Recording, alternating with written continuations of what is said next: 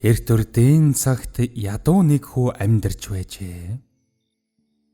Тэр хүү эрдэм номол сурвал аливаа сансан бүхэн бүтэж эгэл олон доож тустай үйл бүтээж болдог гэсэн эцгийнхээ захиасыг санаж ганц үнэгээ нэгэн эрдэмтэн өвгөнд аваачиж өгөөд эрдэм сургаж өгнө үү гэж гуйжээ. Хүү өвгөнөөр элбийн ухаан заалгаж юу санснаа бүтээж ойр голын олон нөхөддөнд туслах болжээ. Үүнийг нь хаан сонсоод хүүг дуудаж ирүүлээд "Чи элб гэдэг эрдэм сурсан биз дээ? Тэр шидэт элбээ над үзүүлээдэх" гэжээ. Хүү "Хаан та элбийн эд шидийг үзхийг хүсэж байгаа бол өчүүхэн би чадах ядахын хэрэг үзүүлэхийг бодлого яагав? Харин та юу үзгсэн бол" гэжээ. Хаан "Элб гэдгээ л үзүүлэх юм бол юу ч яахав" гэв. "За тэгвэл та эхлээд энэ аяга халуун цагаар дүүргээд тавьчих. Тэгэд гадаа гарч морныхоо уяан дээр очихгүй юу?" гэжээ.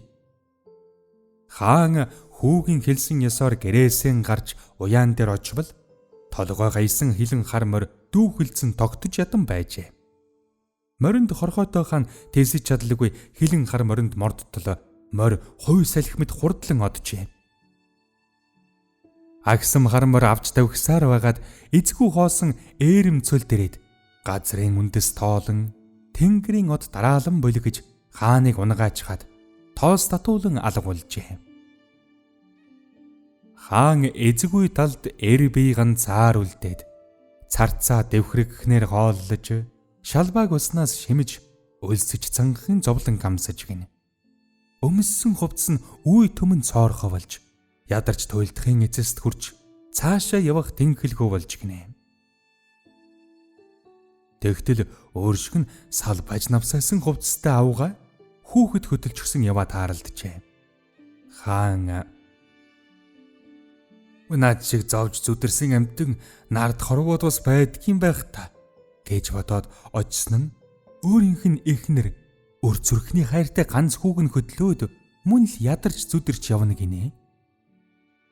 Эзгүй хоосон цөлд цор ганцаараа байсныг бодвол эхнэр хүүхэдтэйгэн энд уулзаж хамаг зовлонгон хамт хуваалцах боллоо доо гэж бодож байтал нь гинт гай таарч эхнэр нь нас барж өнчин хүүхэдтэй үлджээ.